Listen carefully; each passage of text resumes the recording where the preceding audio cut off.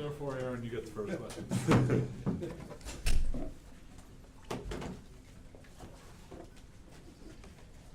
Yes, we were asking Luke about how much you guys have, I guess, put the video in the text messages, sort of kept showing it to him. Kind of how much chatter have you guys had towards him about the shot he made? It sounds like he's trying not to focus on it too much. Yeah, I mean, he's big time now. It felt like we need some security around campus. But, I mean, we make fun of him all the time. That's just what we do. But deep down, we're all extremely happy and proud of him. I mean, it's nothing that we're surprised of. But, I mean, we're all extremely happy for him. How much are you guys asking Joel how he's doing? Like, just constantly, hey, do you need anything? How you feeling? I think Doug has that taken care of. I think Doug is on Joel's hip 24/7. But, I mean, we know at the end of the day, Joel's a competitor. He's going to do whatever he needs to do to try to get back. He's been doing a bunch of stuff with Doug to try to get it better, and I think he's taking pretty good steps forward. Having just been to a Final Four, what will you do differently this time in terms of how you prepare, how do you approach it, having the benefit of that experience? I mean, I think we'll approach it the same exact way. I mean, the Final Four was the most fun all of us have ever had in basketball. And so for us, we're going to go, and we're getting there a day earlier this time, so we're going to go and enjoy the experience. And then Saturday, it's all business. But up until that point, and all the times around, I mean, we're gonna just enjoy it. You don't get many times to get to one Final Four, let alone two. And for that, we're just going to go in there and enjoy the experience. But we know that we still have a dream and a goal that we're trying to accomplish. Justin, it's been said that this team is a lot closer and that you guys are having a lot more fun. What's the difference in that aspect from last year? I mean, I would say we were close last year too.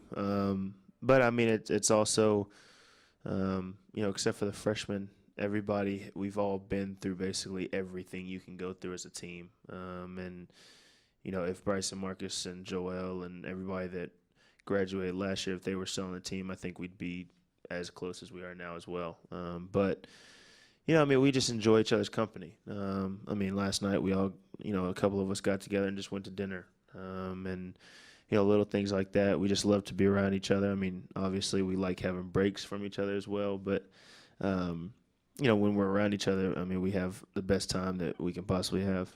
What are you listening to right now on your way to Arizona? Trip Lee, Lecrae, Andy Mineo. Drake just came out with a new album. I guess you could say I'm a fan of his, but I don't listen to a ton of his music, so maybe one or two of his songs. But those first couple guys are the main ones. Apparently Theo thinks March Madness is old. I play March 1st every year, so. Yeah, well, he can't really talk because he plays that song nonstop, so I don't know how he's going to call you out on that. And he listens to it all the time, but we'll let him deal with that between you and him. Justin, congrats on the honor of All-American. How have you grown as a player in the year, and what did you learn, kind of going off of the experience, what did you learn from the Final Four last year that you can apply to this trip? How have I grown? I think leadership-wise, I've gotten a little bit better.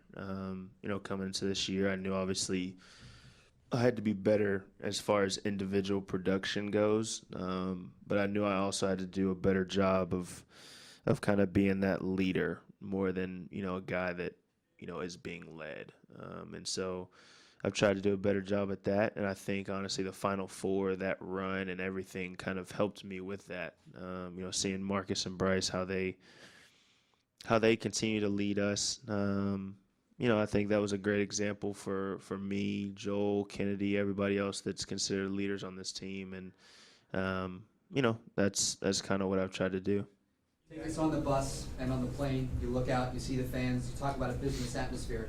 How do you keep it calm, though? How do you make it so that you're able to enjoy yourselves? I don't think this team has a problem enjoying ourselves. I mean, you could say we need to look at a wall for 24 hours and we're still going to somehow laugh. So, you know, for us, it's, you know, we just love each other. No matter what, we're always going to have a good time. And, you know, obviously, like I said before, Saturday, that's all business. But the time before that and the time around that, you don't get many opportunities. I mean, there's 300-something teams that are sitting at home that don't get to experience what we're about to experience. So for us, we're just going to go in there and have as much fun as possible. And then once the game comes around, then get ready for that. You guys have spoken ad nauseum this year at several different points about how last year was a motivating factor to get back. Let's just say alternate universe. Last year doesn't go down the way it does. Are you guys back here right now in the Final Four? That's hard to say. I mean, because recruiting could have gone differently. You know, a bunch of little things could have gone differently. Guys could have left last year. So, I mean, I don't think you can possibly compare that. But I think last year, everybody coming back, I think they used that as motivation. And I think we wanted to get back to where we are now. And so you could say that maybe not, but that's also hard because there's a lot of details and little things that go into that. You guys are closer with a lot of the older teams, especially you told me you were close to David Noel.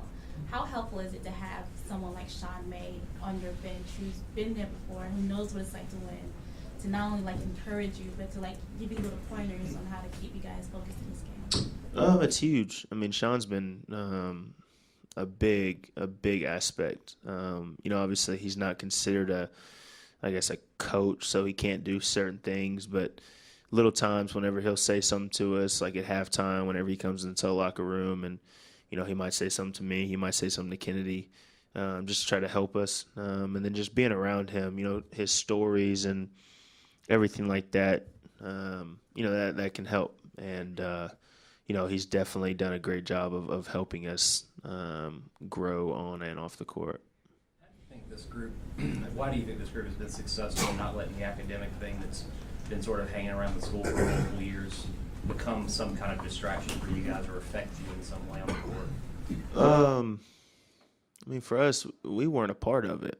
And so, you know, it's obviously the school is having to deal with it. But, I mean, I don't see how you can feel guilty and, you know, act differently if you weren't a part of something that's being said about it. And so for us, I mean, we honestly, I'm going to be honest, that was the first time I even thought about it just now from you asking the question. And I don't think many other guys really think about it much. And so for us, we just try to focus on ourselves, try to focus on basketball, and then obviously our schoolwork. But away from that, we just try to focus on ourselves. How often does Coach talk about how last season ended? I know he did last year in the locker room with y'all, talked about use this as fuel, this and that, but has it come up throughout the year from him? Yeah, he hasn't said much about it. You know, he always says that we have a team good enough to win it, but he never really mentions anything about you know, the run that other than the defensive part of it. You know, he brings in the fact that we really locked down defensively down the stretch last year. But other than that, he doesn't talk much about that run except for that. How close do you think you guys are to, you know, reaching that defensive level, or have you? I mean, I think we still have some things we could do better, but I think Butler and Kentucky, those are probably two of our best defensive games. And, you know, at the end of the day, why not be your best at the end? And so for us, you know, we still have some things we have to do better at, but, you know, I think we're at a good point right now, and I think if we can continue to try to get better in these next couple of days, I think we'll be all right. I think you guys are doing better defensively as a whole now, maybe even than a month or two ago? I think, honestly, last game, our rotations were great. Our bigs were extremely active, especially Kennedy. And so when we have rotations like that, you know, kind of covering up for maybe the mistakes that your teammate had on defense, that makes us that much better of a defensive team. And I think we also stayed in front of the ball decently. I think we're getting better at that. So if we can continue to improve in that area, then I think we'll be all right. Justin, even absent the shot, Luke's been very successful as a stretch forward the past 2 games. How does having him there kind of open up the offense? It's huge for him. When he sets a screen, most of the time they're hedging longer. And so whenever he pops, it's harder for them to find him. So that's huge. And then outside of that, because he's a stretch 4, there's much more room inside for the guards to drive. And so that adds a different aspect of our game when, whenever it's Kennedy and Isaiah, they do a good job of moving, but it's just not the same. And so when he's in there, I think that really helps us. Since Joel's dealing with his injury, what does he bring to the court when he's fully healthy? And how does it help you guys to have him on the court at all times? In our opinion, he's one of the best point guards in the country. So, he brings things that, not many other guys can bring. His how much of a competitor that he is. There's not many that you'll find like him. And then obviously the way he can shoot, the way he can score. You saw it down the stretch against Kentucky. He was on a hobbled ankle, but yet he still scored some big time buckets for us. And when he's healthy all the way, I think defensively he can cause some havoc as well, getting into the opposing point guard. So, I'm sure he'll do whatever he needs to be at 100% once we play. But right now we'll see what Doug has planned for him. He is obviously how is he handling the uncertainty, maybe, if you will, the past couple of days of treatment? He's obviously a little down, but I think we all know that he's going to do whatever he possibly can to give him a chance to get out there. And at the end of the day, that's what we hope for. Thank you, Justin. Thank you, everybody. Thank you. Appreciate it.